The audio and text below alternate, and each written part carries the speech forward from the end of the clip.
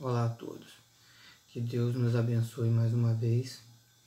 No vídeo de hoje eu vou estar falando sobre a questão do direito no contexto espiritual. Muitas palavras, né, de promessa que nós recebemos, elas fazem uma comparação entre o processo no nosso mundo natural e o mundo espiritual. Então é preciso que quando nós fazemos esse paralelo, nós venhamos a entender e ter consciência de como as coisas funcionam no mundo espiritual. Quando nós falamos em direito, nós estamos falando de algo que pode ser requerido, né, mediante juízo.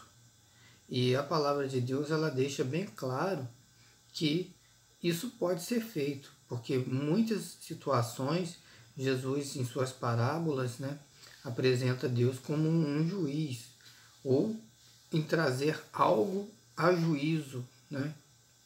Uma palavra, por exemplo, que nos remete a esse pensamento é a palavra de Mateus 5, no versículo 6, que o próprio Jesus, em um dos seus sermões, né, ele vai falar o seguinte, que bem-aventurados são aqueles que têm fome e sede de justiça, porque esses serão saciados. Então, quando nós entendemos que a palavra de Deus ela nos resguarda e ela nos dá uma garantia de que podemos fazer nosso requerimento mediante o Pai, mediante o justo juiz, é importante que nós tenhamos consciência da nossa situação, daquilo que nos é devido e daquilo que nós também devemos cumprir. Então, muitas palavras que aparentemente são somente simbólicas, elas passam a ter um novo significado. Vamos pensar, por exemplo, na palavra de João 1,12, onde Jesus fala o seguinte, né? Que João falando a respeito de Jesus, que um versículo anterior fala que ele veio para os que eram seus, mas os seus não o receberam, isso no versículo 11. Quando chega no versículo 12, ele diz, mas todos aqueles que o receberam, deu-lhes o poder de serem feitos filhos de Deus, os que creem no seu nome. Essa expressão ela é interessante pelo seguinte, porque na tradição judaica e também nas leis, né, o filho ele era herdeiro do seu pai. E ali Jesus está falando o seguinte, que deu-nos o poder de sermos feitos filhos de Deus. E essa garantia, ela vai nos tornar herdeiros de Deus através de Jesus. E por que isso é importante? Nós vamos verificar uma outra palavra de Jesus, quando os judeus estavam discutindo com Jesus a respeito, né, no contexto de João 8, quando Jesus ele vai explicar aos judeus, ele fala o seguinte, que no partir do 8:34, 8:35, né, ele fala o seguinte, que o filho, ele permanece para sempre, o servo não. E se o filho vos libertar, verdadeiramente sereis livres. Ele vai falar isso no contexto de João 8:36. O que acontece? Ele está de novo, né, fazendo ali uma comparação entre o filho e o servo, ou seja, o servo é aquele que presta o trabalho, que presta o serviço, mas o filho é aquele que permanece, que está sempre junto ao pai, fazendo ali também um apontamento à nossa própria condição, né, de filhos, com a nossa permanência na eternidade ao lado do pai. E em que implicações isso tem a ver? Significa o seguinte, que quando nós oramos, que quando nós profetizamos, ou quando nós fazemos alguma referência a uma promessa de Deus em nossa vida, nós temos que ter consciência de que o nosso requerimento está sendo levado a juízo, que o nosso requerimento ele está pautado num direito legítimo. E por que isso? Porque o mundo espiritual tem a sua própria dinâmica. E quando nós entendemos essa dinâmica, nós vamos compreender que muitas coisas que nós vivemos, né, no nosso mundo físico são figuras que também se refletem no mundo espiritual, daquilo que acontece no mundo espiritual. Por isso, né, quando nós examinamos as Escrituras, e as histórias das Escrituras são interessantes para que nós façamos esse tipo de comparação, nós podemos comparar uma história que aconteceu com o rei Davi, enquanto o rei Davi ainda não era rei, mas ele já havia sido ungido pelo profeta Samuel, e ele fica famoso quando ele mata Golias e entra para o exército. Então ele começa a ter grandes vitórias e começa a ser bastante conhecido.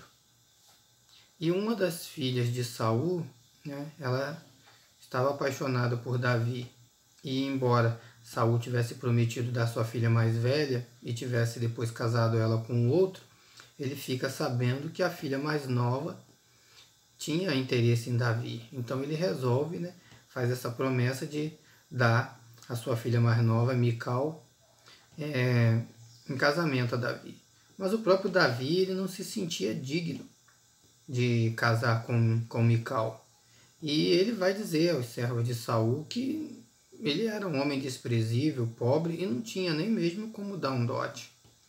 E Saul, astutamente, porque nessa época Saul já estava querendo matar Davi, vai pedir a Davi, né, 100 prepúcios filisteus, que, né, a gente entende é a parte da genitália, né, dos homens. E aí Davi ele vai ficar satisfeito, porque ele não era nobre e agora ele pode dar o dote, ainda que fosse arriscando sua própria vida. Então ele sai com seus homens e traz não somente 100, mas traz 200. E esse foi o preço da mão da princesa. Depois, no decorrer dos eventos, no decorrer das situações, né, Davi acaba tendo que fugir após já estar casado e acaba deixando sua esposa para trás. E Saul, né, em retaliação a Davi, ele pega a sua filha e dá de novo em casamento a um outro homem. Interessante que Davi ele vai levar alguns anos, né, fugindo de Saul, até que se cumpra o tempo dele mesmo, né, se tornar rei. E após a morte de Saul e de seus filhos, morrem 3 filhos de Saul e resta um, o general de Saul chamado Abner, ele faz, né, com que o 4º filho de Saul, Esbocete, ele fique como rei das 11 tribos de Israel, porque eram 12 tribos. Mas quando Davi volta da terra dos filisteus, após a morte de Saul, tendo consultado a Deus, e ele volta para sua tribo, né, original, de origem, os anciãos de Judá vão fazer Davi rei em Judá. E após reinar, né, sobre Judá, vai haver uma guerra entre agora o reino de Judá versus as outras 11 tribos que formavam o reino de Israel. E em algum momento dessa guerra, durante quase 7 anos, aproximadamente 7 anos, ou já tendo concluído esse tempo, há um desentendimento entre esse general Abner e o filho de Saul que restou, Esbocete. E Abner procura fazer uma aliança com Davi. E é interessante que Davi, ele quando recebe a mensagem de Abner, ele vai avisar para Abner que não verá a face de Davi se não lhe trouxer a sua esposa, né, a qual ele tinha desposado por 100 prepúcios filisteus. E aí ele manda mensageiros ao rei e pede a sua esposa. Essa atitude de Davi ela foi muito interessante, porque Davi, ele já depois de 7 anos de guerra, havia se engrandecido. E agora ele tinha o respeito, né, não somente de Israel, mas também dos filisteus na terra onde ele estava e até de outros povos ao redor que conheciam a fama de Davi. Mas quando ele vai requerer sua esposa, ele vai requerer aquilo que ele tinha direito. Ele não vai fazer uma aliança e vai colocar como preço da aliança. Não, ele vai simplesmente cobrar a sua esposa de volta pelo preço do dote. E Isbosete, que era o rei de Israel, vai devolver Mical a Davi, justamente baseado no requerimento de Davi. Então é muito importante que a gente entenda essa questão espiritual, porque muitas coisas nós passamos, muitas coisas nós vivemos, e a gente tem que entender essa questão de aliança para que nós, possamos estar justamente com o nosso requerimento diante de Deus. Esse requerimento ele tem que ser validado, como foi com Davi, pois o próprio Saul havia estipulado o preço do dote. E assim mesmo como foi com Davi, Jesus também, pelas suas palavras, estava ali, sendo ele mesmo a garantia, ou seja, a garantia de que o nosso requerimento é válido como herdeiros de Deus, é a própria palavra de Deus, é a própria Bíblia, é a nossa fé, é o próprio Deus, validando em nossas vidas a nossa herança. Então, é uma questão sim de consciência que nós tenhamos em mente que nós podemos sim, quando formos orar, quando formos profetizar, usar a nossa condição de direito.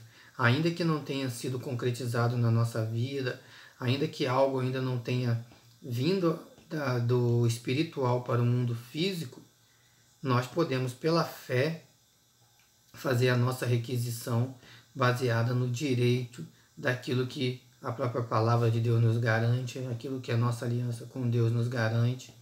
Então, essa consciência ela vai fazer toda a diferença nas nossas vidas, porque para nós que vivemos pela fé, não vão ser poucas as circunstâncias em que vamos ter que colocar diante de Deus situações que ainda não se concretizaram em nossa vida, mas que pela fé nós já enxergamos e trazemos à realidade.